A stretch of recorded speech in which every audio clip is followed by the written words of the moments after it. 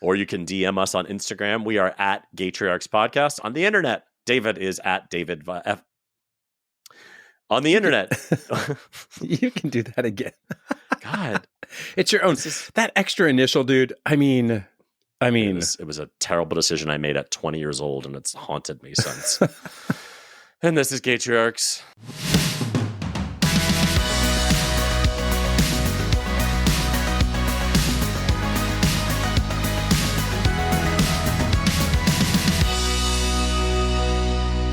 So, remember last time? Yeah, it was last time that we talked about the Vatican suddenly being really cool with gay marriage. And you were like, So well, cool. of course they're cool with gay marriage because they're a bunch of drag queens wearing their heels and their jewels and their dresses. Well, and you know what? You shat on my excitement there so quickly. And why am I here with my tail between my legs? Do you want to tell us? Yeah, I think the Vatican officially condemned surrogacy, calling it like disgusting or abominable, or they use some sort of word or whatever, heretical hellfire word. But yeah, whatever. Listen, this is coming from just like a atheist bordering on anti-theist, but I'm not surprised. It doesn't. I'm not shocked. I just feel numb to it all. But it is hilarious that they think that they're being clever and cool about like gay marriage is cool, and then they're like, "JK, we fucking hate surrogacy. It's disgusting." Yeah, they just keep moving the goalpost and deciding what rules every day. It's whatever. Hey, I'm an optimist. They're going to come to their senses anyway. And it does kind of surprise me. I am not Catholic, but I do feel the sense of like procreation and having children, bringing them into the world, especially if you're the Vatican. Don't you want more Catholic kids in the world, whether or not, no matter how they're, made? Well, I don't know. You know what, though? There is good stuff out there to celebrate. Like, did you know that there's going to be a Broadway musical based on Purple Rain? I did not know that. Yeah, I mean, come on. I'm surprised I didn't know that, but yeah. To celebrate.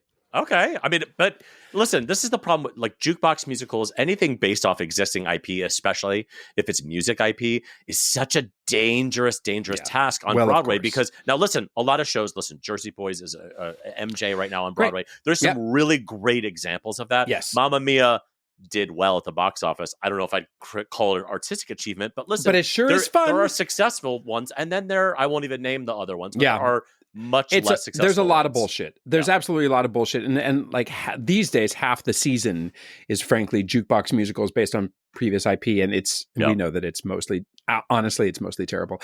I do love though, frankly, Mamma Mia, I like just taking the ride with it. And it does, though, remind me of a friend of mine who saw it way back in the day, first national tour. And I said, and he's not a musical guy. Well, he appreciates them, but he's not an actor or anything. I said, what did you think of it? He said, it was a little like being at a party and being the only sober person. Wow, that is a scathing review, but very accurate. Very accurate. What that show was missing? You know what Mamma Mia was missing? Tell. A scene where the three dads make out. I mean, isn't that what every Broadway musical is missing? like they're doing it backstage, so why don't you just show me you doing it? In other delightful news, the Emmys were fairly recent, and you know what? Probably everybody knows this, but I just loved being able to reminisce that, Jennifer Coolidge got an award for being in White Lotus, and she's gay icon. She's a gay icon. She's a gay icon, and she called it out too, and she said, "Thank you to the evil gays who made this gift possible for me," which is hilarious. And then another gay icon. It's redundant. Evil gays. We know. Gays are evil. Just we embrace it. We embrace it. I mean, listen, if the Pope calls us evil gays, we're not cool with it. But if Madam Coolidge does it, have at it. I don't know. I feel like I take RuPaul's stance, which is like if they're talking about you or if they are being hateful to you, like you're winning. They're talking about you, right? Like well said. If the Pope hates me and is actively like, I'm like, oh, I'm doing something right. Ru is so very right about that, and I like that you made that transition because, of course, RuPaul made a great statement also at the Emmys when he got up there and addressed directly Drag Queen Story Hour and just declared the library is open. Yes. And we have a guest today that's an author. So listen, it's an all author, all library is open episode. We are all about making those doors open and flinging them open for all families and kids and types and everybody. And then, of course, I mean, since you opened the door for me to talk about my gays in the news, which I absolutely love. Of course, I love that the Supreme Court definitely punted, but at least they punted, talking about trans bathrooms in Indiana, which was good. They essentially said, we're not going to rule against the circuit court in the Midwest. So that's good that that one little high school in Indiana gets to continue upholding the right for a trans student to use the bathroom of their choice, which is great. But then also in other trans news, did you know that a trans person, I believe it was a trans man, was running for the state house in Ohio, and they disallowed his candidacy because he refused to use his dead name on his official application form. And they just found a dumbass loophole to say, nope, you have to have your birth by name. And the person actually, sorry, I don't remember the gender of the person, if it was a trans man or a trans woman, but the person said, no, this is my dead name. This is my name. Yeah. I have changed it. And they're also, just being Nikki assholes. Haley doesn't use her real name. She Hell no. uses her fucking white girl name. So what the fuck is the problem? But wait, going back to bathrooms, bullshit. I feel like this is going to be, take the trans issues out of it, which are very important. I think bathroom culture is changing because I don't know if you've noticed, Gavin, a lot of the studios in Manhattan, a lot of the bathrooms are becoming kind of like all gender bathrooms where every stall is individual, and then like the sink washing area is kind of open air-ish. So it doesn't feel like a bathroom now, which is like very like isolated and like confined. It's like this open air thing, but the stalls are isolated, but it's all gender. And it actually, like the one I'm thinking about is at Telsey, and I always love, it just feels like, I was like, oh, this is where bathrooms are going. This feels, there's nothing gross about it. It feels kind of open. It doesn't feel threatening. So I hope that that's where this eventually goes, at least for trans people, so they don't have to fucking fight to like use the litter box that they want to use in the bathroom that they want to use it. Also, I think bathrooms like that engender better behavior on all fronts. I mean, let's face it, men, we are disgusting. I have done some horrific things in some bathrooms. That I was going to say, you still have plenty of privacy in those little tiny cabins, if whatever you want to call them. But meet Gavin in cabin number 2, okay? But when you are out washing your hands, then it makes us all act a little more humane. Now, you know, in some cases there need to be safe women's spaces, safe men's spaces where you do just like get to be a guy, I suppose, or get to be a woman. But it's much more civilized. You know, I was an exchange student in Paris. Part of the reason that last week I referenced calling the seltzer La Croix instead of LaCroix. You're welcome. I've stayed at night. You're still thinking about that. But I went to a college there for a semester in Paris, and they had those bathrooms actually then in 1957 when I was there. There you go. Yep. And they had they called them the cabins, and then you all washed your hands collectively. And I was so shocked by it, but also refreshed. Like, oh, well, what's the big deal? We're just washing our hands and kind of looking at ourselves in the mirror, and it's all right. Let's move on with our day. You just staring at yourself, just really loving. You know, I yourself. Did. That's what I'm doing right now in the Riverside studio. All right, let's try to be more helpful. This is not being helpful to anybody. So let's get into my personal dad hack of the week, which I discovered this week, and it is actually my husband who discovered it, and I cannot believe it's working. Right. I cannot believe it. It enrages me. So I have a 2-year-old girl, and she's a fucking nightmare, and she cries all the time. And so she cries at night. She cries while she's sleeping. She cries in the car. She just is just always upset. And so recently, since we got back from vacation, she's been crying up the stairs to bed, during the change, during reading a book, going down. Like, it's just cry. And so the other day, my husband, he's holding her kind of like before he's about to lay her down. He's just like holding her, and he whispers in her ear, "No crying when I lay you down." And then he laid her down, and that bitch was silent. And I was like, no way. So I do it the next night. We're up there, and she's crying. She's being just annoying and whatever. And I know I'm talking shit about my daughter. She's actually pretty cool, but she cries all the time. Of course, she's wonderful. So I pick her up, and I'm about to turn off the light. And I say, now when I turn off this light, there's no more crying. I turn off the light. Gavin, she didn't cry. We have discovered a secret. That's amazing. And it is telling your daughter, do not cry. And then she just does it. Now, I know everyone out there like you are laughing at me like, bitch, this is a lucky this is pretty laughable. 2 days. This will change. But my dad hack of the week, tell your kid not to cry before you know they're about to. That's what it is. It's not that she was crying and I said, stop crying or no crying. It was like, I knew crying was coming. So I said, now no crying when I lay you down. So anyway, that's my dad hack of the week. I cannot wait to hear how it backfires by next week. So let's get into our top 3 list, shall we? Gaytriarchs Top 3 List. 3, 2, 1. The dulcet tones. I was going to say exactly the same thing. We're so predictable. Predictable. We have one podcasting mind between us. So tell us, this was your topic. What was it? This week's list is top 3 ways you are a lesbian. Okay, so my top 3 ways that I'm a lesbian. And number 3, I am a problem solver. I feel like lesbians, like if you're like, oh my God, I can't get my cat in the cage, my whatever broke, my whatever. Okay. Lesbians go right into active mode. They're like, I'm going to solve this problem. I have a list of steps and we're going to fix this together. And I fucking love that. And I feel like I'm that way. I think that's very accurate. Yeah. Number 2, way I'm a lesbian. I like beer in a can. I know it's supposed to be better in a bottle. I know it's better maybe from a draft, but man, just like a Miller Lite in a can, I think that's solid. So that's the way I'm a lesbian. Okay. And number 1, I will say, is that I am fiercely loyal. And I feel like most lesbians, fiercely loyal. Ooh. Just loyal to a fault. A lot of passion. They are your They're your ride or dies, and I am your ride or die. If you're in my inner circle. So that's the top 3 ways I'm a lesbian. What about you? Those all have much more substance, but I applaud them all. Number 3 for me, I hate fruity drinks.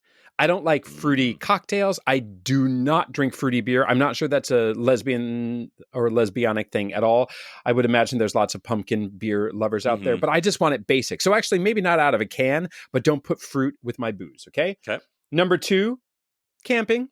I actually do camp. Yeah. I'm a scout leader, in that's fact. A good one. I am a scout leader. So, yes, camping. And number 1, I love women. I love women. Women. Do I need to define lesbian to you and what that means? Oh, come on. It doesn't have to be a sexual thing in the slightest bit. We know that. I love women. Oh, yeah. Fucking women are amazing. That's a great one. I like your list. That's really good. Those 3 are really good and solid. And you know what? We fucking love our lesbian co-hosts. Hell yeah. We love lesbians. Every single lesbian. Come join us. So... coming up next week, I want to hear from you the top 3 lies you tell your kid. Our next guest is an employment attorney and diversity, equity, and inclusion advocate, a single father to his daughter Amina. He's also the author of the recently published children's book, More Than a Crown, which he wrote to encourage her and other children around the world to follow their dreams and reach for the stars. How cute is that? I know, Love right? It. Yes. Please welcome to Gaytriarchs, Roberto Concepción Jr. Welcome. Thank you. You guys can't see him right now, but he is wearing the brightest blue children's headphones you've ever seen. If you watch our YouTube video version of the podcast, which doesn't exist yet, we'll put that on our to-do list for 2024. You would know that this is a perfect example of you're a father when. Yeah, absolutely. You kind of look like what I imagine a bag of delicious snacks in Asia would have on the front of it. Do you know what I mean? Just bright blue. Yeah. The idea of me being referred to as a delicious snack, that sounds great. Anywhere. Well, you are a delicious snack. You are. Let's get into it. Yeah. But you're a dad, and that's why you're here. And we're excited to have you. So you are a single dad, and you and I talked a little bit about that. But will you just tell us a little bit about your story, about how you became a dad? Yeah. Sure. So I was I had a partner for about 4.5 years, and we had always envisioned having a family together. And, ultimately when we decided to part ways, I had a conversation with myself about what I still wanted out of life and frankly, what was within my control. And I was in a place sort of, mentally, emotionally, and thankfully financially where, I was ready to, continue on this parenting journey or try to get onto it. And I decided it's now or never. So I'm going to make it happen. And I just figured, while I always envisioned having a partner and then having a child, I figured, well, I'm ready to do this child thing. I'm going to have it. I'm going to have her now, and the partner will come later. Did your previous partner did you guys have that conversation before you broke up? When you were dating, did you have the are we going to have kids conversation? Yeah, I think we had always envisioned having kids together. I wanted to go on a surrogacy journey. I think his preference was to adopt, but that certainly wasn't a deal breaker. I think we both figured, well, we may just have one and one, but we never got that far. Something I find really interesting about this is that you don't have a biological clock ticking. And you said, for instance, you just said now or never, and you were 35? I was about 35. Yes. Interesting. I mean, that's being really proactive at a prime time in life, which, hey, it is definitely easier to be a dad at 35 than it is at 40, 45 or more. But plus asterisk. Yeah. But nevertheless, you were like, nope, this is my priority right now. I want to be a dad here at 35. Yeah, I mean, to your point, I mean, I really wanted to be able to enjoy what it meant to be a parent, and frankly, to have the like energy and stamina to keep up with a child. And my parents are also up there in age, and I was very close to my maternal grandmother, and I would have loved, and I do love the fact that like Amina has this opportunity to have this like incredible bond with her grandparents, while they're here. That's great. And now that you are in the thick of it, you realize that at all ages, you realize parenting is awful. And sometimes good, but really awful. Right. So you said you wanted to enjoy it. You wanted to be young enough to enjoy it. Believe me, there's plenty not to enjoy at all ages. But there's something interesting about, I feel like, gay parents having kids where we get to choose a lot of things that maybe straight couples don't necessarily get to choose. And Sure. Age is so interesting because I don't know if you're a member of like gay fathers and men having babies and all the kind of gay dad groups on Facebook, but every once in a while I'll see somebody pop in and be like, hey guys, I've always wanted to have a kid. I waited a little late. Does anybody think it's too late? I'm 63. I'm thinking about having a kid. And everyone is generally pretty kind. But my first instinct is always like, no. And it's not because you shouldn't be able to, but like you were saying, like the energy, having family around, having them know, like I'm 44 and I can barely make it up the stairs holding my daughter. So like I cannot imagine in 20 years dealing with an infant in the middle of the night. So it's interesting you say that because one of the things I wish I had done was I wish I had kids a little bit younger, like 5-10 years, just for that, like that energy of like, I can stay up all night. No big deal. Let's go. But now I'm like, I'm going to bed at 9:30. I'm going to bed at 9:30. Well, and to your point, I mean, my sister had kids like 10 years younger than I did. And, I think about the fact that once it's time for her to, like, once it's time for the kids to like get out of high school, get into college, I mean, she's going to be ready for the second chapter of her or another chapter of her life at such a younger age than me, right? Because I think there's going to be so much more to enjoy, once the kids are out of the nest too. It's all a balance. It definitely all is about balance, but so much of it also is about attitude. I mean, my partner is a couple years older than I am. And at one point, actually, I remember when our kids were little, I was complaining, as I do. As you do. About something.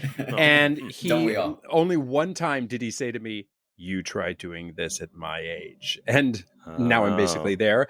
And, but I'm like, but there's so much of it is an attitude. He's a fantastic father, and I don't feel like he is lacking for energy in the slightest bit.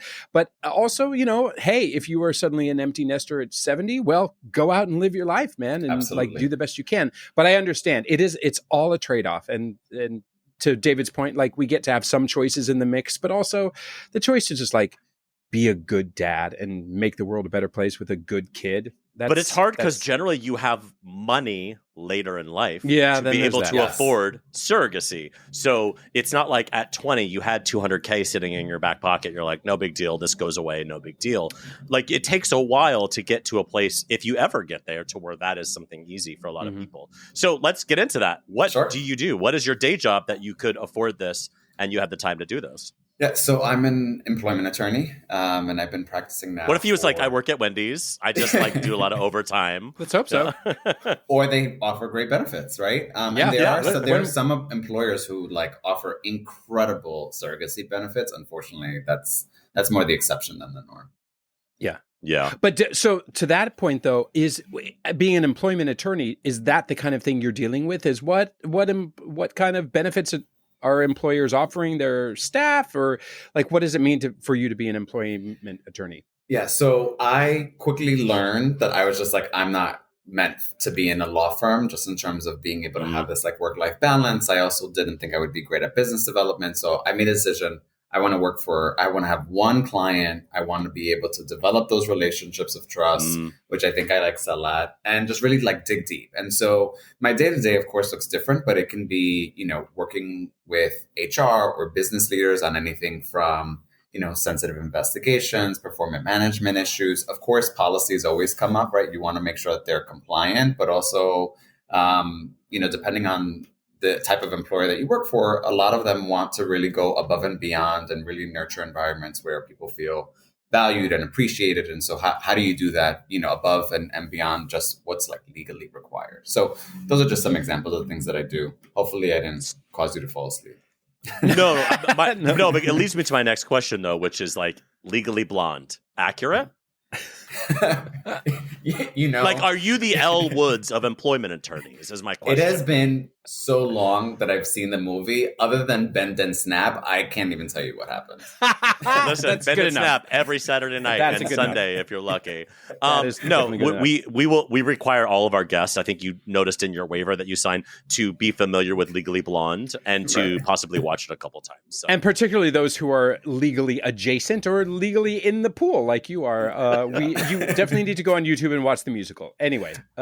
So going through surrogacy as a single dad, I'm sure it was challenging in all the ways that it normally is challenging.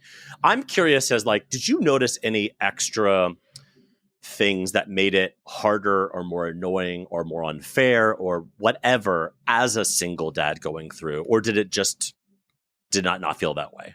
Yeah, I think the main difference, or at least the way that I think about it, is that, I didn't have a partner to talk through the journey. And there were very few people who knew at the outset that I was going on this journey.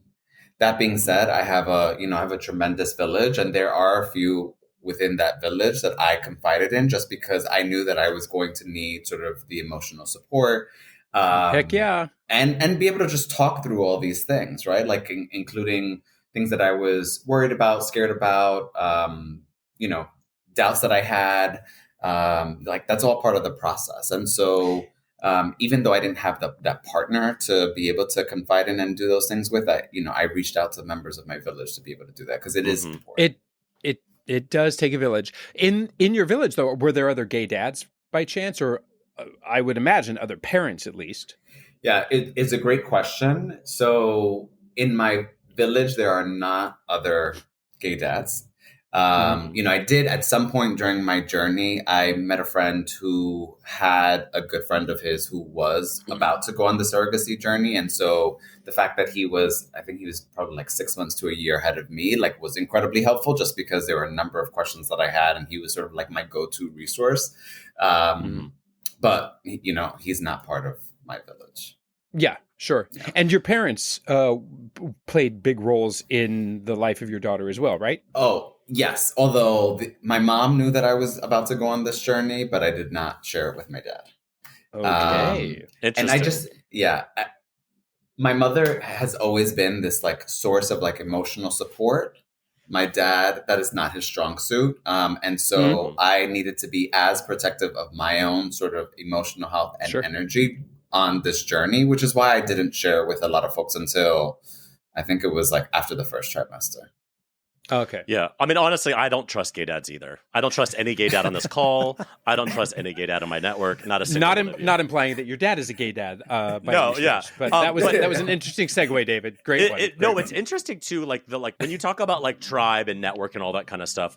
For me, that is it gets so gray almost because I have my family and I have my friends, but I remember this guy, I messaged him on Facebook from one of the groups. He was talking about like, I did my journey for a little less. And we went back and forth for a couple of weeks. He was sending me spreadsheets and kind of how his journey went prior to mine.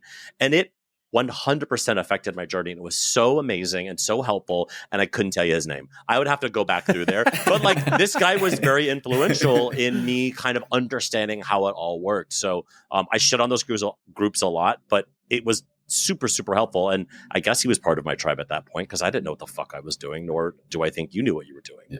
But you dropped him like a hot potato after he was helpful. I was You like, sure bitch, did. I'm out. I got my kid. Fuck you. I mean, don't take it personally, nameless gay dad, if you're out there listening to Gaytriarchs, which we're sure you're one of our 7 Please listeners. Please Okay, don't ever listen. enough of this schmaltzy bureaucratic stuff. Let's talk about sex. Yeah. So, now you are currently single or identify as single right now, right? Yes. But yes.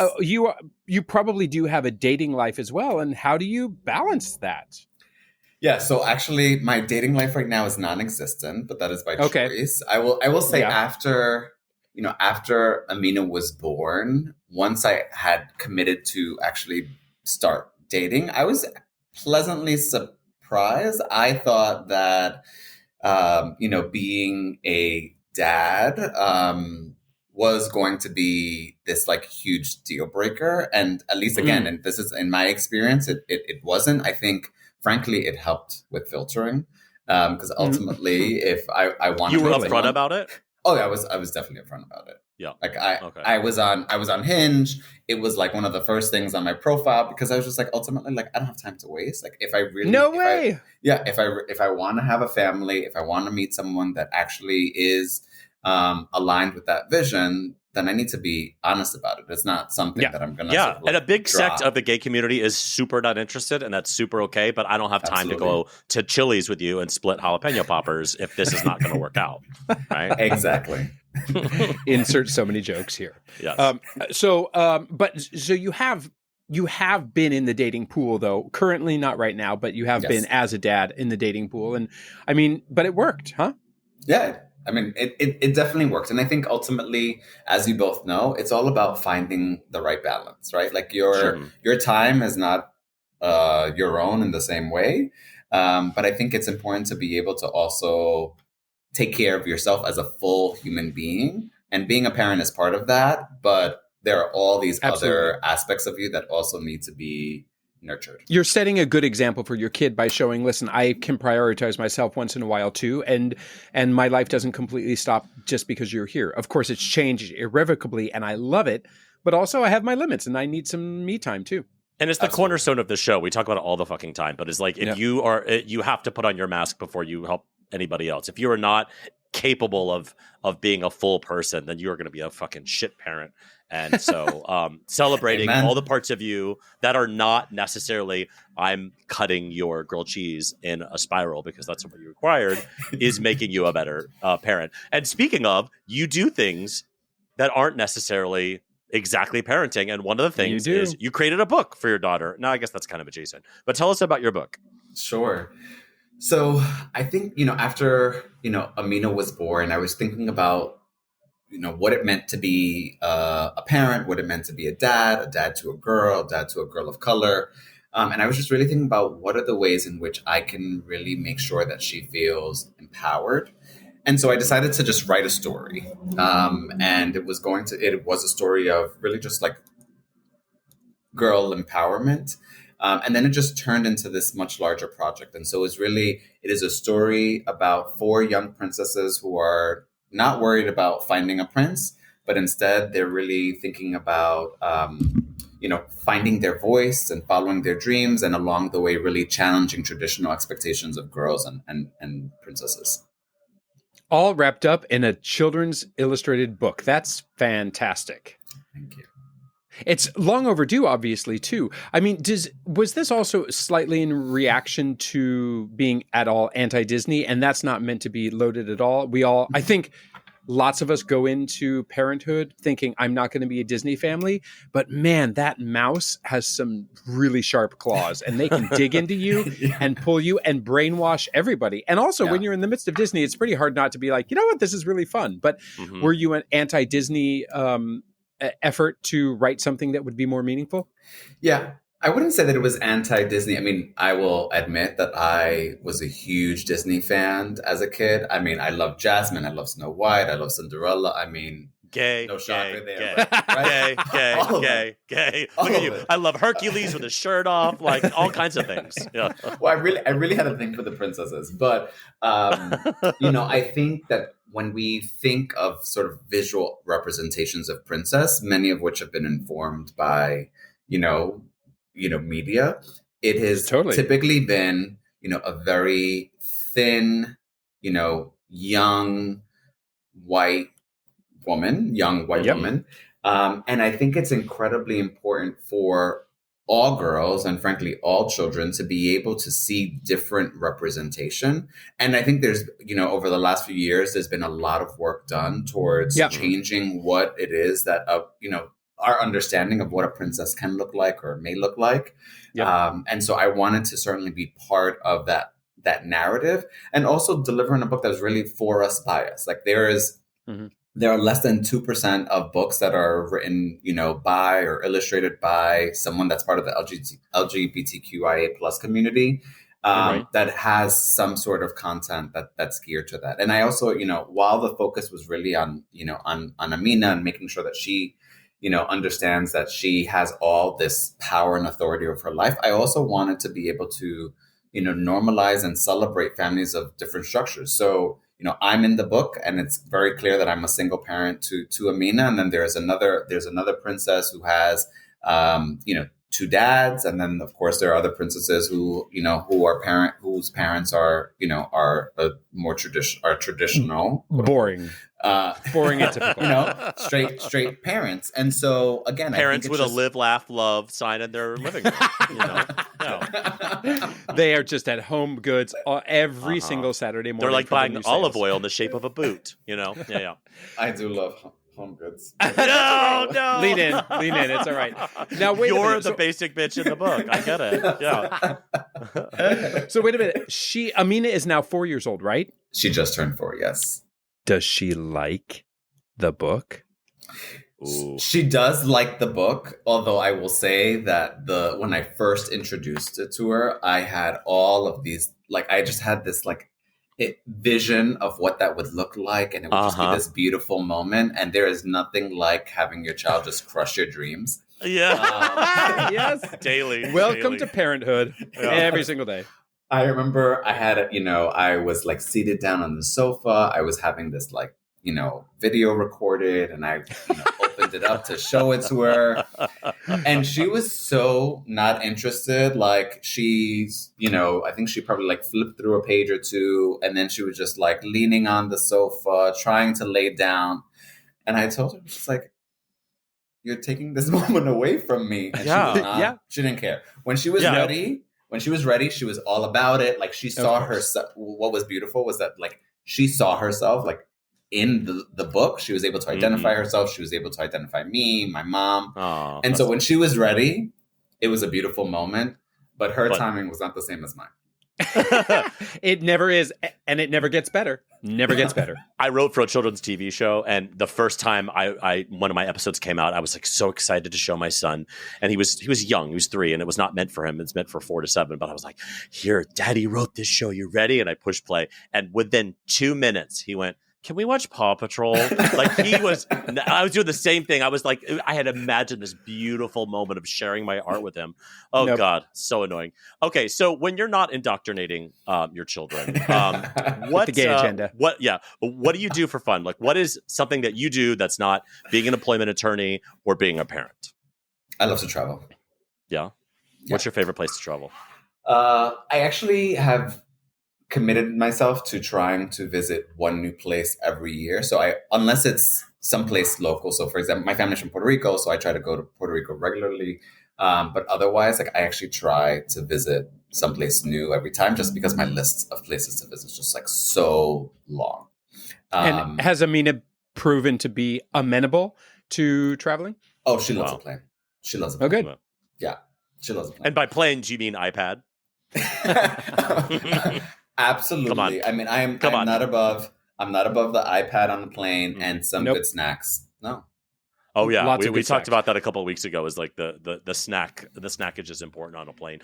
Is that your simple? Is that as simple as your dad hacks for traveling goes? Is iPad and snacks and just buckle up and have a drink? Absolutely. I mean, it's different now because she doesn't nap. When she was napping and we were traveling, I think I definitely could have done a better job of timing it so that it syncs with nap time, because that's definitely been an issue. I've had a screaming child on a plane and I was just I am now that parent. Which was painful. We all, Yeah. And no matter how much you try to sync up a plane ride with a nap, it inevitably does not go the way you want it to. Yeah, but it's terrible. I just didn't for me. experienced this a couple of weeks ago. Yeah. But wait, I want to know, what is your so far? I know you have new places to go every year. What is your favorite place you've ever visited? I've always been a huge fan of like safaris. So I went before Amina was born. I took my mom on a trip to Kenya. And we went on, we went on this like beautiful safari journey. So that's definitely one of my top. And then I just love to be on a beach. So I've probably visited most of the countries in the Caribbean, because again, that's my life. I want the soft life. Now, have you traveled anywhere with your daughter, or even maybe by yourself, where you were suddenly very aware or uncomfortable with the fact that you were a gay dad in this new country? Yeah, it's a great question. And I would say there's probably one. Hey, good job. I think I would say for the most part, no. And frankly, I've also made my trips with Amina fairly easy. I will go to an all-inclusive resort because realistically, like, what does she want to do? She just wants to be in the pool. She wants to be in the beach. Fine with me.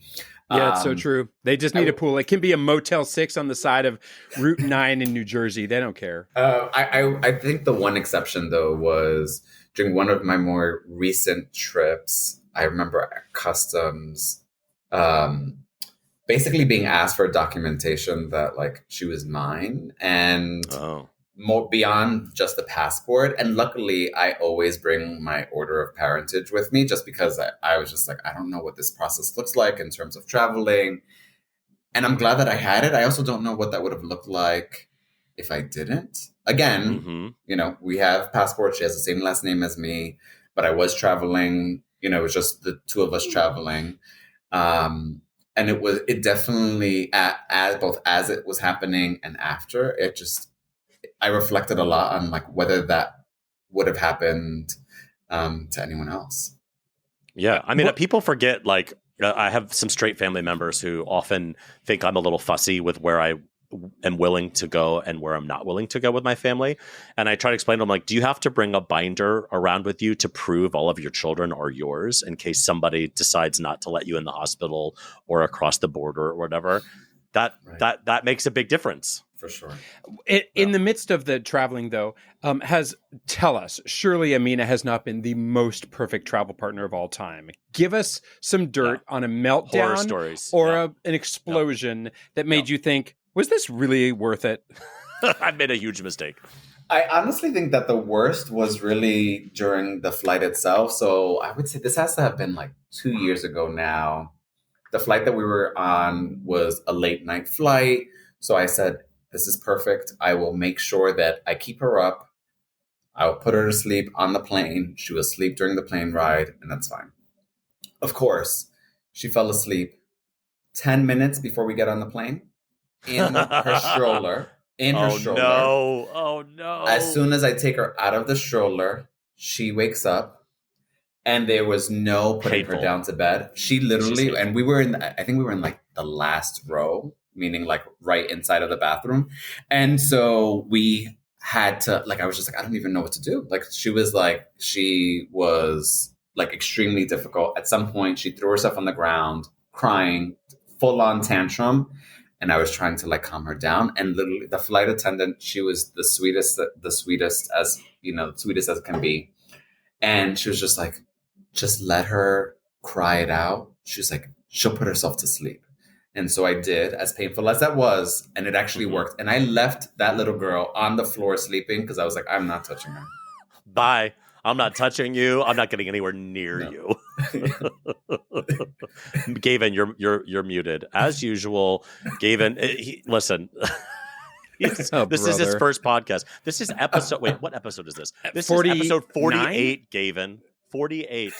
Okay, but I was just highlighting the fact that you left that girl asleep on the floor of an airplane. Good for you. Absolutely. She has a stronger immune system for it. Good. I was not picking that girl up. No. Absolutely She has healthy pair of lungs. I didn't need to hear it again. So What about just in life, though? What sticks out for you being that time when you are old and in diapers and 95 years old and can't remember anything except Amina's name, and that time when she was a toddler and drove you crazy? What's that moment? I don't know if this is so much when she drove me crazy, but I will say, so I'm not a big fan of like bodily fluids. And I remember, I purposefully make sure that every time we leave the house, she's used the restroom, right? Because I just know what this looks like, right? And so, of course, she insisted she didn't have to use it. So we embark on whatever the journey for the day was. And she was just, we're driving the car on the highway, and she's like, Papa, I have to use the bathroom. And I'm just like, how bad? And she was like, ready. And at that time, I did not have a portable potty in my car, which of course I do now. Mm-hmm. And so anyway, so I stop at the side of the highway, make sure we're safe, take her out, pull down her pants, tell her to open wide. And all of a sudden I have pee on my shoes. And I'm just like, what do? I wanted to die and drop her like a hot potato. And I was just like, I can't do this right now. I'm just going to let her finish, try to redirect the direction of this and just keep it moving. But I was just like, gross. Have you gotten over, I mean, surely she's peed on your feet since then, surely. Or have you been able to avoid that? I think that's the only pee incident that I can think of. Oh my gosh.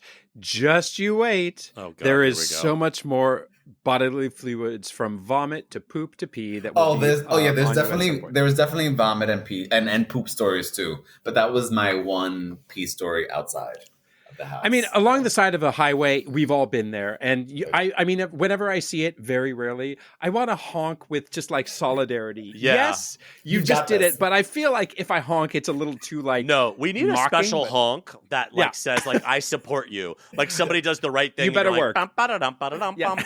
Yeah, whatever. You better work. Or just applause. Yeah. Something. Yeah. Oh, I love that. I love that idea. We've all been there. So wrapping up, I always ask the same question, which is what is your absolute favorite part of parenting?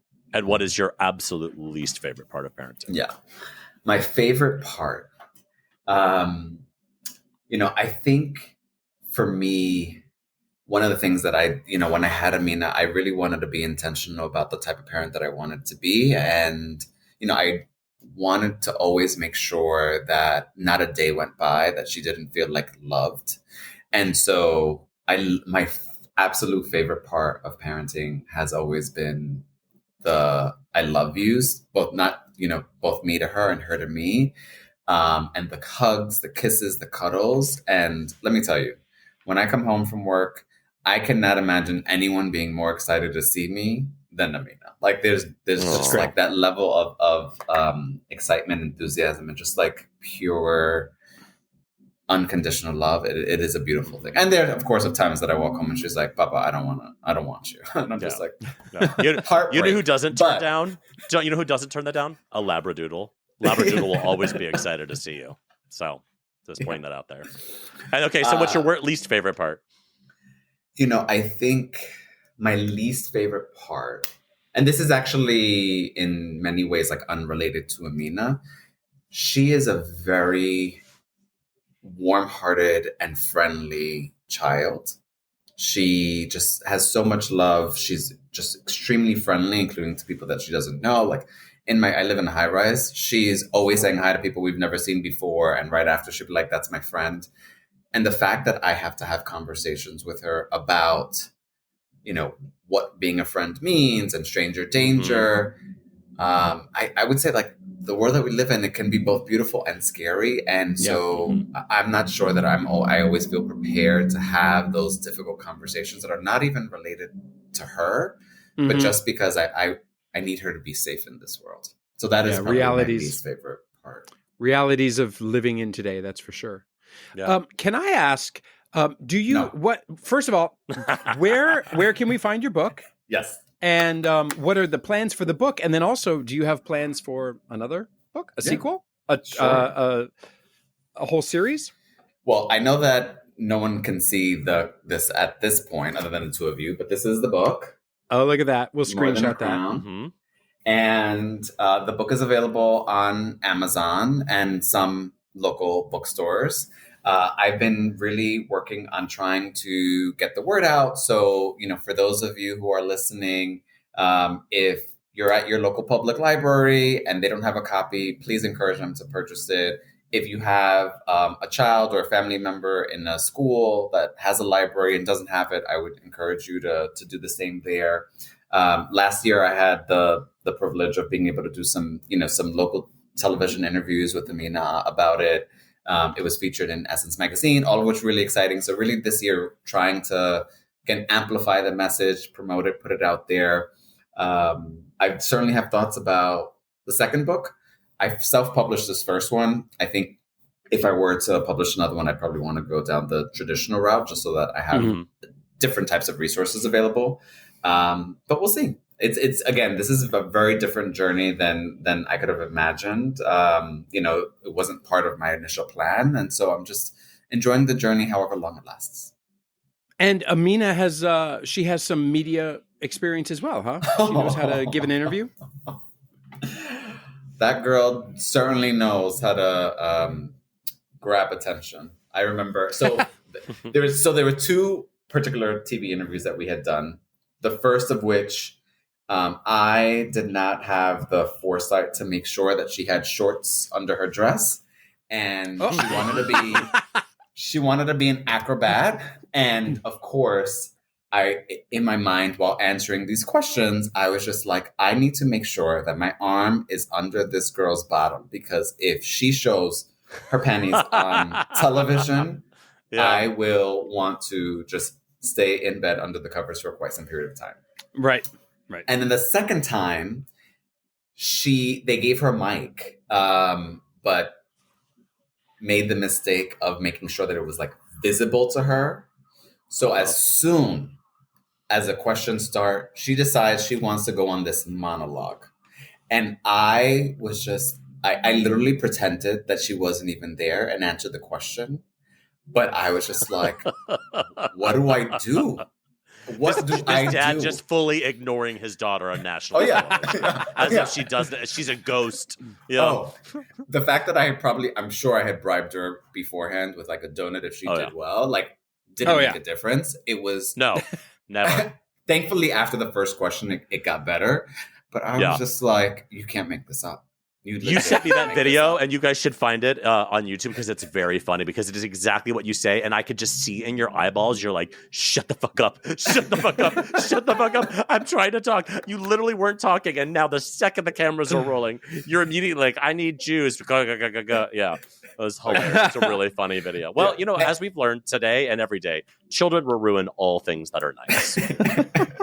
So, anyway, this was so much fun, and we're out of time. And out there, if you want to get his book, it's called More Than a Crown. It's on Amazon, and also put it in your local library if you can.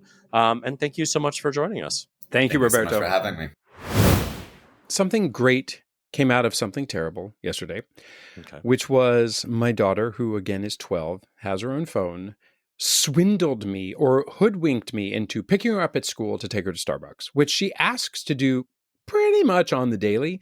And yesterday was a day that I thought, I think I can do this. Okay, so I'm going to swing it.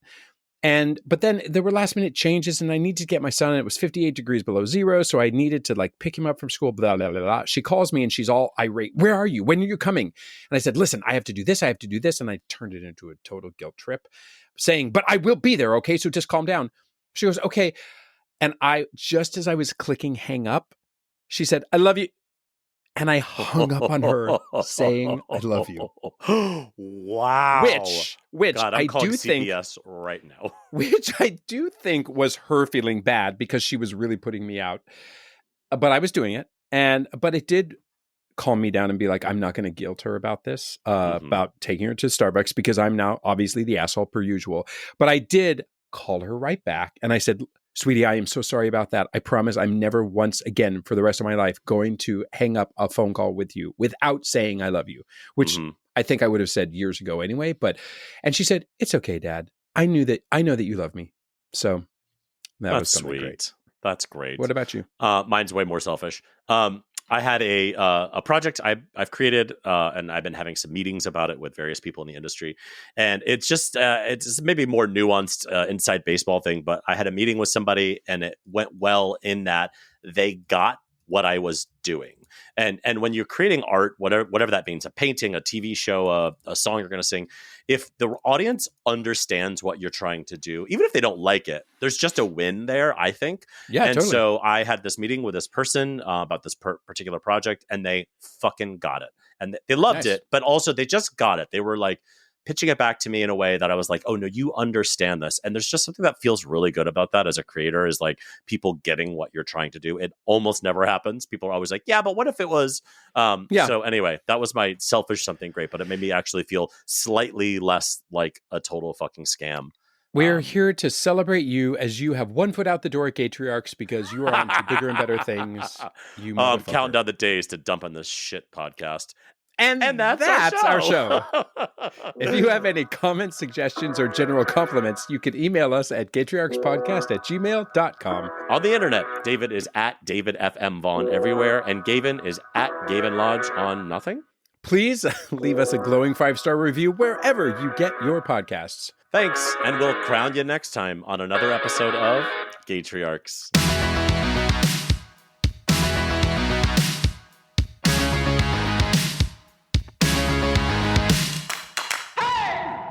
Is that a gay thing? Crowning somebody? Oh, like docking or something? Maybe. Like Yeah, right. Scissoring. Thanks, and we'll scissor you next time on another episode of... Thanks, and we'll scissor you next time on another episode of Gaytriarchs. Yeah, I'm for sure using the scissors.